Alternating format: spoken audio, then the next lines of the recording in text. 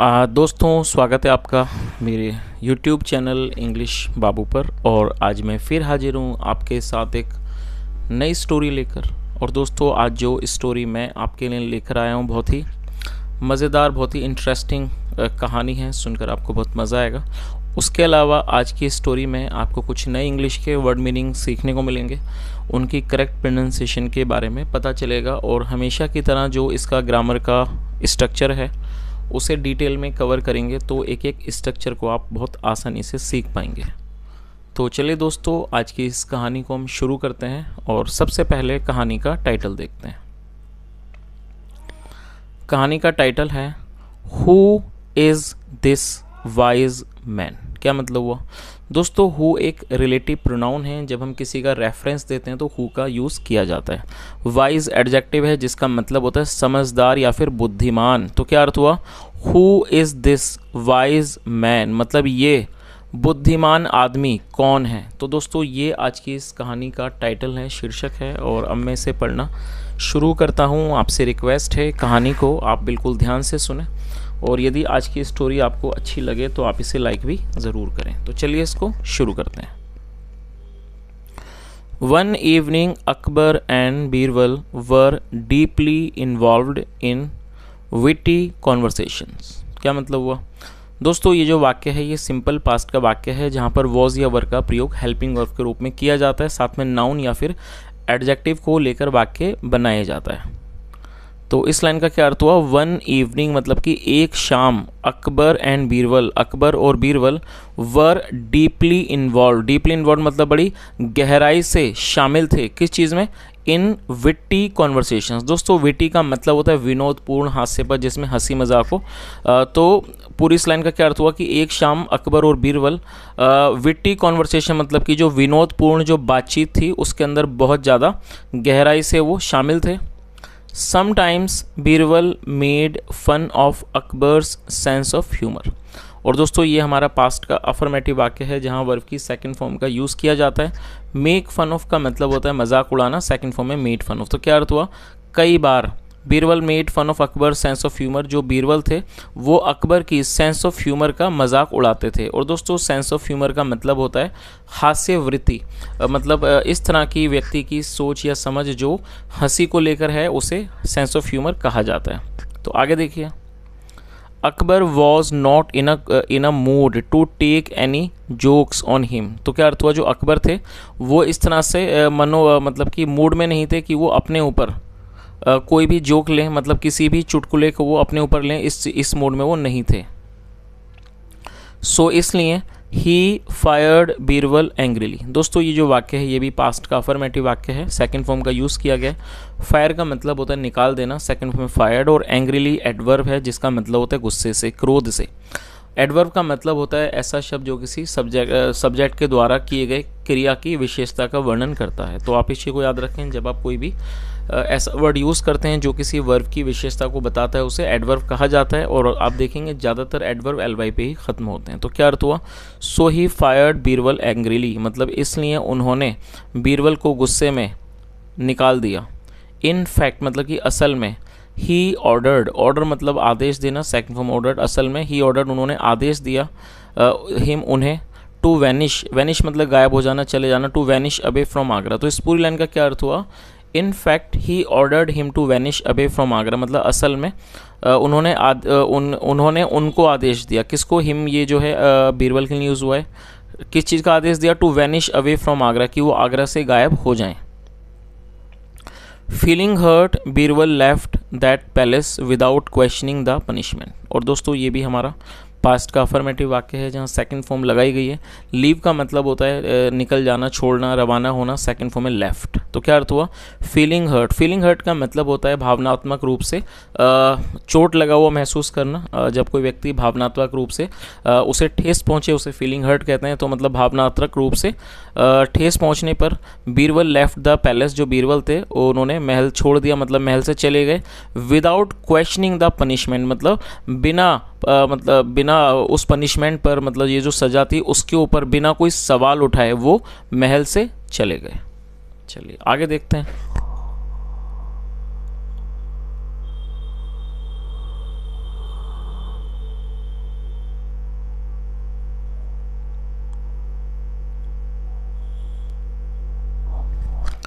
After a few days मतलब कि कुछ दिनों के बाद Akbar regretted his haste decision of firing his favourite minister. और ये भी हमारा पास्ट का अफर्मेटिव वाक्य है जहाँ सेकंड फॉर्म का यूज़ किया गया। और आप इस वर्ड को नोट कर लीजिए। रिग्रेट का मतलब होता है किस चीज़ का खेद होना, पछतावा होना। सेकंड फॉर्म में regretted. After a few days, कुछ दिनों के बाद, Akbar regretted his haste decision. दोस्तों हेस्ट एक एडजेक्टिव है जिसका मतलब होता है जल्दबाजी में किया गया काम, और हेस्ट डिसीजन मतलब जल्दबाजी में लिया गया फैसला, निर्णय। तो क्या अर्थ हुआ कि कुछ दिनों के बाद Akbar regretted his haste decision of firing his favourite minister, मतलब कुछ दिनों के बाद अकबर को अपने पसंदीदा मंत्री को निकालने का जो ये डिसीजन था, मतलब कि हेस्ट डिसीजन था, जल्दबाजी में जो लिया गया निर्णय था, उसके ऊपर उन्हें खेद हुआ, पछतावा हुआ। He was badly missing him. और मिस करने का मतलब होता है याद करना, जब कोई व्यक्ति हमारे पास मौजूद ना हो और हम उसे याद करें, उसे मिसिंग कहा जाता है। और ये हमारा पास्ट कॉन्टिन्यूस का वाक्य है जहाँ वॉज वर्ग के साथ फोर्थ फॉर्म लगाई जाती है। ही वॉज बैडली मिसिंग, मतलब वह उन्हें उसे या उनको बहुत बुरी तरह याद कर रहे थे। हिम से मतलब है यहाँ पर ये बीरबल जी के बारे में बात हो रही है। आगे देखिए, सो इसलिए he sent his servants to search for Birbal. दोस्तों ये सेंड की सेकंड फॉर्म है, सेंट। और जैसा मैंने आपको बताया पास्ट इंडेफिनिट में सेकंड फॉर्म लगाते हैं, तो इस सेंड की सेकंड फॉर्म है। ही सेंट हिज सर्वेंट्स, उन्होंने अपने नौकरों को भेजा, to search for Birbal, Birbal को ढूंढने के लिए। आगे देखिए, while Birbal was leaving the kingdom, मतलब कि जब जो बीरबल थे लिविंग द किंगडम, वो राज्य को, किंगडम मतलब राज्य को छोड़ रहे थे। ही मेड श्योर, और दोस्तों मेक श्योर का मतलब होता है किसी बात को पुख्ता करना, निश्चित करना। सेकंड फॉर्म में made sure. He made sure, उन्होंने इस बात को निश्चित किया, दैट कि nobody knew where he was going, मतलब उन्होंने इस बात को निश्चित किया कि किसी को ना जाने, कोई भी इस बात को ना जाने, वेयर ही वॉज गोइंग, कि वो कहाँ जा रहे हैं। चलिए आगे देखिए,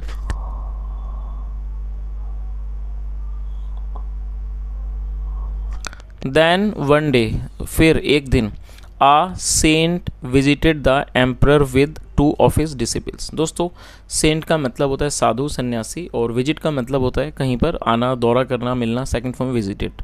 देन वन डे, फिर एक दिन, a saint visited the emperor, एक जो साधु थे वो विजिटेड एम्परर, वो सम्राट के पास आए, with two of his disciple, disciple मतलब शिष्य, अपने दो शिष्यों के साथ वो सम्राट के पास आए। Both of them claimed that the saint was the wisest man on the earth। दोस्तों claim का मतलब होता है दावा करना, सेकंड फॉर्म में claimed। Both of them claimed, उन दोनों ने दावा किया कि the saint was the wisest man on the earth। wisest मतलब सबसे बुद्धिमान। उन दोनों ने इस दावा किया कि ये जो साधु हैं वो पृथ्वी पर, on the earth मतलब कि पृथ्वी पर सबसे समझदार, सबसे बुद्धिमान आदमी हैं। चलिए आगे देखिए, सो अकबर थॉट, और दोस्तों ये थिंक की सेकंड फॉर्म में, थिंक मतलब होता है सोचना, second form thought. So Akbar thought, इसलिए अकबर ने सोचा कि it would be better if he appointed the saint as his next minister. और दोस्तों अपॉइंट का मतलब होता है नियुक्त करना, किसी को काम पर रखना, सेकंड फॉर्म में अपॉइंटेड। तो क्या अर्थ निकला कि जो अकबर थे उन्होंने सोचा कि इट वुड बी बेटर, ये अच्छा होगा कि if he appointed the saint as his next minister, कि अगर वो साधु को अपने अगले मंत्री के तौर पर नियुक्त कर लेते हैं तो ये अच्छी बात होगी, अच्छा होगा। Who would distract his mind, जो कि उनके माइंड को, दिमाग को डिस्ट्रैक्ट करेंगे। और डिस्ट्रैक्ट का मतलब होता है ध्यान भटकाना। और दोस्तों आप समझ ही गए होंगे यहाँ पर इस वर्ड का क्यों यूज़ किया गया है, क्योंकि बीरबल जी के जाने से जो अकबर थे वो उन्हें काफ़ी मिस कर रहे थे। तो उन्होंने इस बात को सोचा कि यदि मैं इन साधु जी को अपॉइंट कर लेता हूँ तो शायद ये चीज़ जो है उनका दिमाग को डिस्ट्रैक्ट करेगी, मतलब उनके विचारों को बदलेगी। डिस्ट्रैक्ट करने का मतलब होता है किसी का ध्यान भटकाना। Who would distract his mind. चलिए आगे देखिए, बट लेकिन Akbar was not simply going to tell him to take the chair of his favourite minister. क्या अर्थ हुआ? But Akbar was not simply going to tell him to take the chair of his favourite minister. लेकिन इसका क्या अर्थ हुआ कि जो अकबर थे वो इतनी आसानी से उनको मतलब कि अपने पसंदीदा मंत्री की कुर्सी या कह सकते हैं पद नहीं देने जा रहे थे या नहीं लेने देने जा रहे थे। आगे देखिए, तो इस लाइन का मतलब समझ ही गए होंगे आपके, जो अकबर थे वो भी इतनी आसानी से उन साधु जी को इतना मतलब अपने सबसे पसंदीदा मंत्री का पद नहीं देने जा रहे थे। चलिए आगे देखिए, he decided to test his wit and see if the saint was good enough. क्या मतलब हुआ? और दोस्तों ये भी पास्ट का अफर्मेटिव वाक्य है जहाँ सेकंड फॉर्म लगाई गई है और सेकंड फॉर्म के साथ एक और वर्ब को जोड़ा गया है। तो आपको ये चीज़ याद रखनी कि जब आप दो वर्ब वाला वाक्य बनाते हैं तो पहली वर्ब के बाद आपको टू लगाना है, टू के बाद वर्ब की फर्स्ट फॉर्म लगाई जाती है।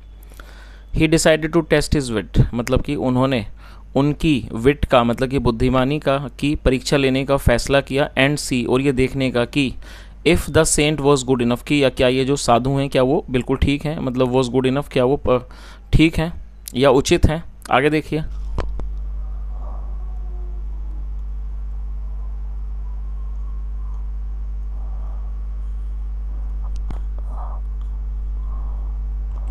Akbar asked his other ministers to ask the saint extremely hard questions। दोस्तों ask का मतलब पूछना और उसके अलावा ask का मतलब किसी व्यक्ति को कोई काम करने को कहना भी होता है। तो क्या अर्थ हुआ? Akbar asked his other ministers to ask the saint extremely hard questions, मतलब अकबर ने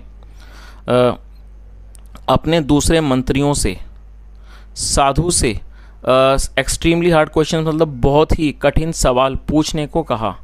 इफ़ यदि he managed to answer them correctly then he would be appointed as the minister. क्या अर्थ हुआ? इफ़ ही इज़ मैनेज्ड का मतलब था कामयाब होना। If he manage to answer them correctly, यदि वह सही से उनका जवाब देने में सफल होते हैं देन फिर ही वुड बी अपॉइंटेड, उनको नियुक्त किया जाएगा एज द मिनिस्टर, एक मंत्री के तौर पर उन्हें नियुक्त किया जाएगा। द फर्स्ट मिनिस्टर आस्क्ड, जो पहला मंत्री था उन्होंने पूछा, who is man's best friend on the earth. दोस्तों ये जो यहाँ मैन के बाद एपिस्ट्रोफी एस है जिसका मतलब होता है का की के, जब हम किसी नाम या व्यक्ति के साथ कुछ जोड़ते हैं तो एपिस्ट्रोफी एस का यूज़ किया जाता है। और ये हमारा सिंपल प्रेजेंट का वाक्य है जहाँ पर इसका इस्तेमाल हेल्पिंग वर्ब के रूप में किया गया है। और हु का मतलब होता है कौन, और ये रिलेटिव प्रोनाउन है और जब हम किसी का रेफरेंस देते हैं तो हु का यूज़ किया जाता है। तो क्या अर्थ हुआ? जो पहला मंत्री था उसने पूछा who is man's best friend on the earth, मतलब कि पृथ्वी पर आदमी का, इंसान का सबसे अच्छा दोस्त कौन है। His own good sense replied the saint, जो सेंट थे, जो साधु जी थे, उन्होंने रिप्लाई दिया, जवाब दिया। हिज ऑन गुड सेंस मतलब उसका अपना खुद का, गुड सेंस मतलब कि अच्छी जो बुद्धि है वो उसकी सबसे अच्छी, मतलब उनका जवाब था कि जब उनसे पूछा गया कि पृथ्वी पर एक आदमी का सबसे अच्छा दोस्त कौन है तो उन्होंने क्या जवाब दिया? हिज ऑन गुड सेंस, उसकी अपनी अच्छी बुद्धि। रिप्लाइड द सेंट, साधु ने जवाब दिया। आगे देखिए, which is the most superior thing on the अर्थ। क्या मतलब हुआ? Which is the most superior thing on the earth मतलब पृथ्वी पर सबसे श्रेष्ठ, सुपीरियर मतलब श्रेष्ठ, सबसे श्रेष्ठ चीज़ कौन सी है? नॉलेज मतलब कि ज्ञान। और दोस्तों ये जो बात है बिल्कुल सही है, इस कहानी के माध्यम से हमें भी कुछ सीखने का मौका मिलता है। जैसा यहाँ पर बताया गया है तो कि पृथ्वी पर सबसे जो सर्वोत्तम या कह सकते हैं सर्वश्रेष्ठ चीज़ है वो क्या है? नॉलेज है, ज्ञान है। बिल्कुल सही बात है। चलिए आगे देखिए, which is the deepest trench in the world. और दोस्तों ट्रेंच का मतलब खाई होता है और जो डीप है, डीपेस्ट जो है वो डीप की थर्ड सुपरलेटिव डिग्री है। डीप का मतलब गहरा, डीपर उससे गहरा और डीपेस्ट सबसे गहरा। तो ये हमारी डीप की थर्ड सुपरलेटिव डिग्री, आप इसे नोट कर लीजिए। तो अगला क्वेश्चन क्या पूछा? Which is the deepest trench in the world मतलब कि संसार में, दुनिया में सबसे गहरी खाई कौन सी है? आ वुमेन्स हार्ट, एक महिला का दिल। चलिए आगे देखिए, वॉट इज़ दैट, ऐसा क्या है? Which can not be regained, regain का मतलब दोबारा हासिल करना, दोबारा पुनः प्राप्त करना। ऐसा क्या है जिसे दोबारा हासिल नहीं किया जा सकता? आफ्टर इट इज़ लॉस्ट, उसके खो जाने के बाद। तो उन्होंने क्या जवाब दिया? लाइफ मतलब कि जीवन। आगे देखिए,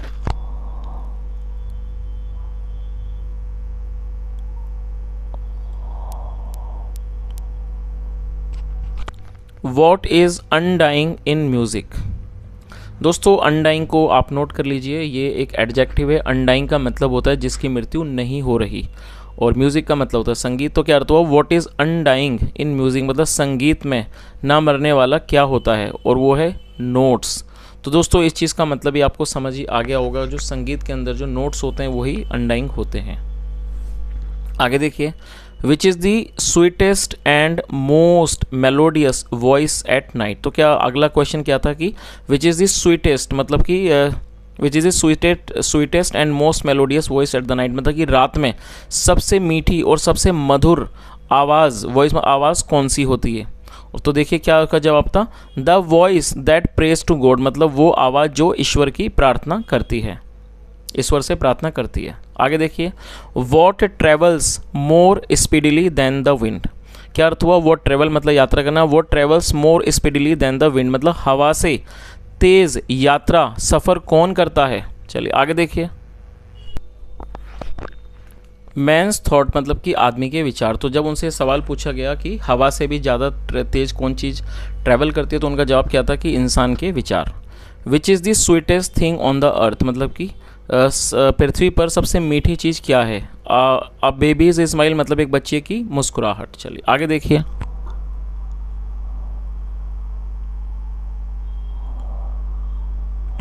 दिस वे मतलब कि इस तरह से the sage was asked many question, जो सेज थे, जो साधु थे वो। और दोस्तों ये जो वाक्य है ये हमारा पास्ट इंडेफिनिट का पैसिव वॉइस का वाक्य है, और जब हम पास्ट इंडेफिनिट में कोई भी पैसिव वॉइस का वाक्य बनाते हैं तो वहाँ वॉज या वर्ब का यूज़ हेल्पिंग वर्ब के रूप में किया जाता है, साथ में थर्ड फॉर्म लगाई जाती है। यदि हमारा सब्जेक्ट सिंगुलर होता है जैसा यहाँ पर है तो वॉज का यूज़ किया जाता है, वरना वर्ब का यूज़ किया जाता है। तो इस लाइन का क्या अर्थ हुआ? This way the sage was asked many question, मतलब इस तरह से साधु से कई सवाल पूछे गए। And he answered each question with perfection, और उन्होंने ईच क्वेश्चन मतलब प्रत्येक सवाल का, प्रत्येक प्रश्न का उत्तर परफेक्शन के साथ दिया, मतलब पूरे परिपूर्ण तरीके से उन्होंने जवाब दिया। All ministers as well as the emperor were very impress, जो सारे मंत्री थे और साथ ही साथ जो मतलब जो सम्राट थे were very impressed by the saint, वो साधु से बहुत ज़्यादा प्रभावित हुए। देन फिर the Akbar himself thought of putting even harder question to him, क्या अर्थ हुआ कि उसके बाद जो अकबर थे हिमसेल्फ मतलब उन्होंने खुद सोचा, और putting even harder question to him, उन्होंने सोचा कि वो खुद मतलब और वो जो कठिन सवाल है वो उनसे पूछेंगे, क्वेश्चन टू हिम उनके सामने रखेंगे। सो इसलिए ही आस्क्ड, उन्होंने पूछा, what are the necessary requirements for ruling a kingdom, क्या मतलब हुआ?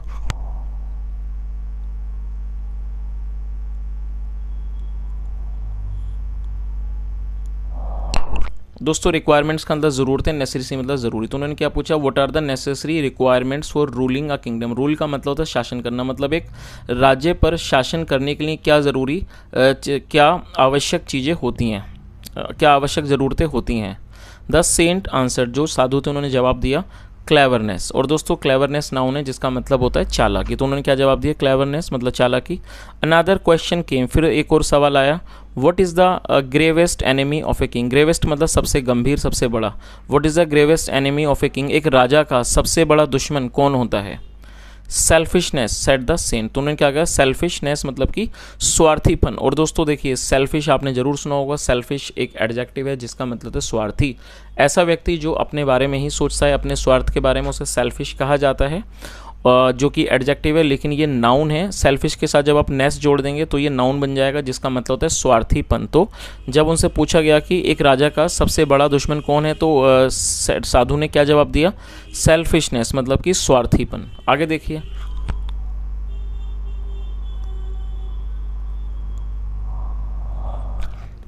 लास्टली मतलब कि अंत में, the emperor asked the saint, जो एम्परर थे उन्होंने मतलब जो सम्राट थे उन्होंने साधु से कहा, if he could perform any miracle, की मिरेकल का मतलब होता है चमत्कार और परफॉर्म मतलब करना। तो अंत में जो सम्राट थे उन्होंने साधु से कहा कि क्या वो कोई चमत्कार कर सकते हैं। द सेंट रिप्लाइड, जो साधु थे उन्होंने जवाब दिया दैट की he could summon the person emperor Akbar wanted to meet desperately. क्या अर्थ हुआ दोस्तों, लंबा सेंटेंस है, आप इसे छोटा छोटा करके समझ लीजिए।